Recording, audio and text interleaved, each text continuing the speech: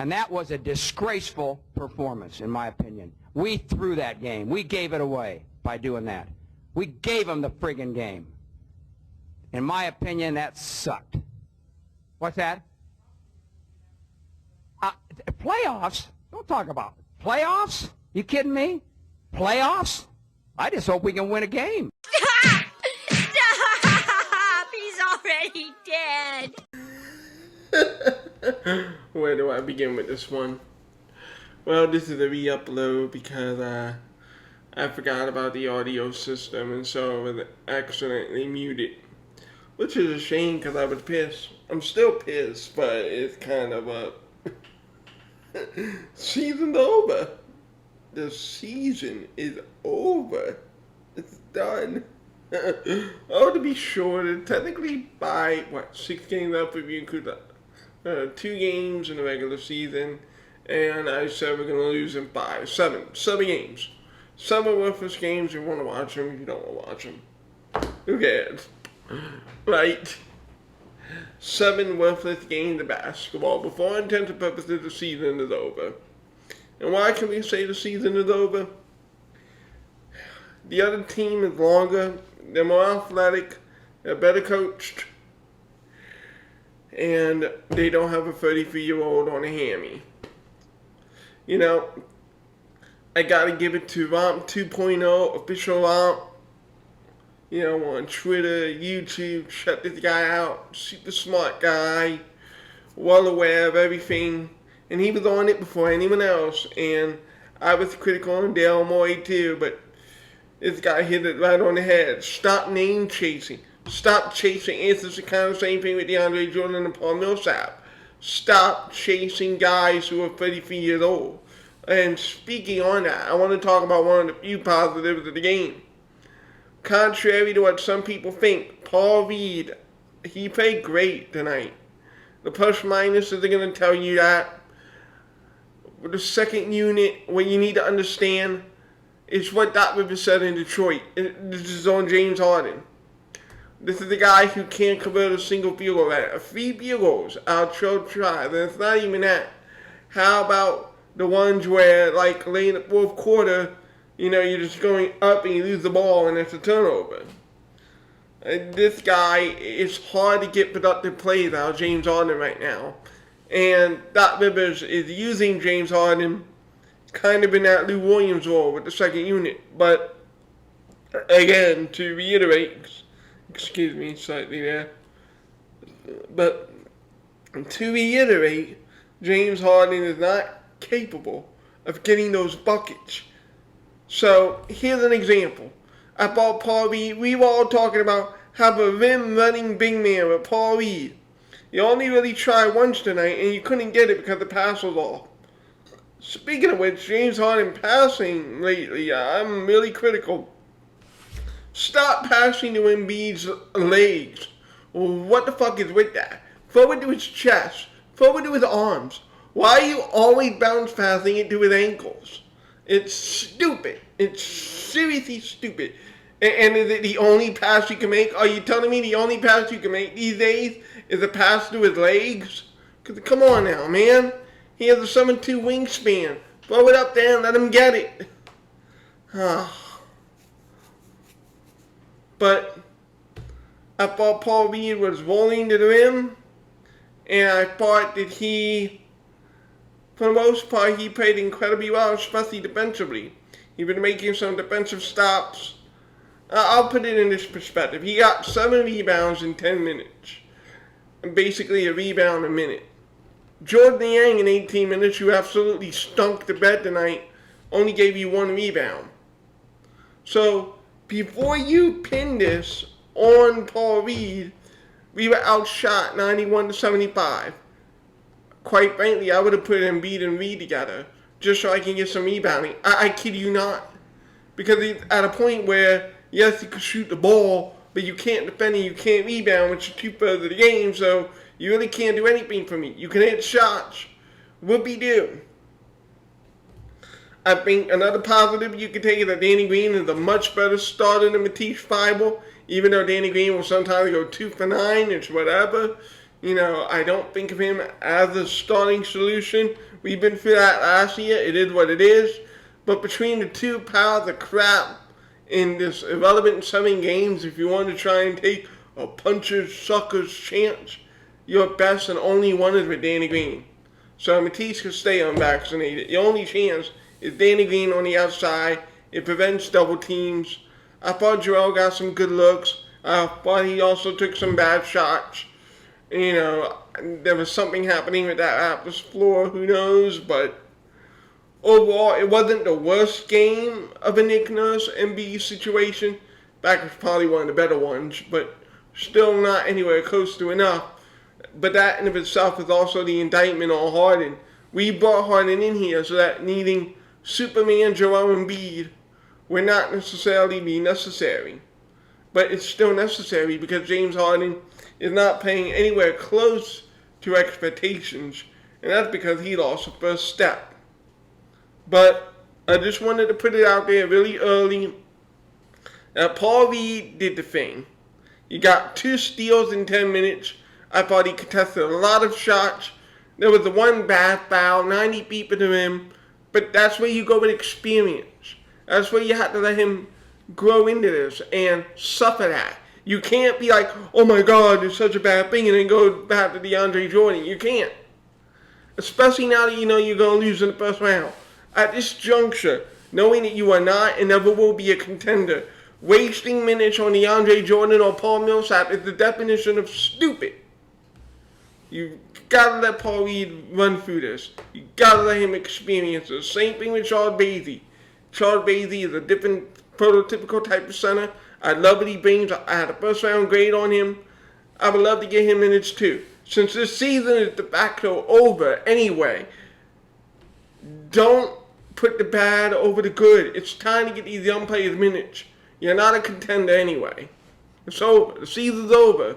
Get these guys minutes so that they can grow through their mistakes. It's the only way they're ever going to get better, is if you put them on the floor and let them grow through mistakes.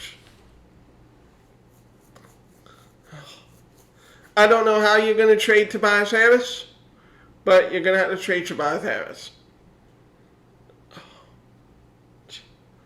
He's done so good understanding catch and shoot, catch and shoot, catch and shoot, catch and shoot. It's the only thing you should be doing, catching and shooting the ball. Stand there and catch and shoot. Tonight, he reverts back, believes in himself to be a way better player than he actually is, puts the ball on the floor, goes 3 for 8. Catch and shoot, Tobias. Don't put the ball on the floor. There was this one embarrassing possession. You're lucky you get a free out of it. In fact, I thought he got it off late until he didn't. But it was a shot clock violation. Just stop it, Tobias. Stop putting the ball on the floor. It's ugly to look at. I didn't get to really look into run it back and Greg Meldy, but I'm sure they said the same thing at the point in the segment. Tobias, stop putting the ball on the floor. It's ugly. You're not good at it. I know you think you're good at it, but you're not good at it. What you should be doing is staying on the outside, and if you catch the ball, you shoot it, or maybe you take 1 dribble and drive, but then that's it. No more than 5. If you have to take more than 2 dribbles, you should be looking for an exit pass, because you are not a dribbler at all, period. And, that's what makes this contract almost impossible to move, but you got to move it. Got to move it, Dal. Julius Randle apparently wants out of New York. Even though I don't think that fixes the problem, I think it's your best shot. It's your best shot at moving the Tobias Harris contract. It's not even really moving it for any space, but at this point, it's just a big ball of negative energy, and it just has to go. Whatever you get for it or not is almost irrelevant. And then, believe it or not, there's some criticism here for Joel Embiid. I think that Joel Embiid needs to be a passer more. I think he needs to defer more. There's no way Tyrese Maxey should only have 10 shots. The dude right now is playing like he's Ray Allen with a first step. It's Tyrese Maxey that should be shooting the ball 20 times a night. And again, this is another thing that Romp hit on before anyone else, but I'm going to join Romp. I'm going to join the chorus for him. I need him actually shooting 20 shots tonight because James Harden, you ain't it right now, and Joel, you're hit and miss when you have this tunnel vision. I need Tyrese Maxey to have the ball in his hands. I need him to make decisions. Yes, he had that 1-8 turnover, that little travel thing, but even in the end, it only ended up being 2 turnovers, and we know that Tyrese Maxey, historically, the very low turnover guy. I think that there was a continuity in the offense for 2/3 of the season before the trade, and now there's a lack of continuity. And I think to get that continuity back, you have to let Tyrese Maxey handle the ball some, and then incorporate some more with James and practice, and let him heal up the hammy. That's what I would do at this point because the season's over, so you might as well just try to get some good vibes back in the locker room because I think it's incredibly frustrating for them. It's frustrating for me to watch. So the experiment is over. It's over. But that means we have a big off season with a lot of questions. The easy part is to fire Doc Rivers. The hard part is who to hire for him. And I have a diverse list of names that I'm thinking about and that I'm adding to my head every moment. You know, on one hand, you like experience. On the other hand, you don't want someone who's going to be in 2008 or 1995. You want someone who recognizes it's 2022 and brings in a modern NBA offense.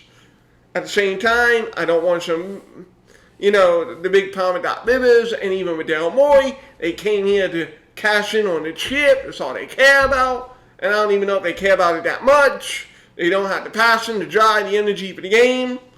And I think that the rot comes from upstairs downward. It really does. Where, you know, you're reminded of Sam Hinkie's letter, oh, you can get the money out of the good hands of the Delaware Valley. And I feel like that mindset has crept into the upper management and the moves you made.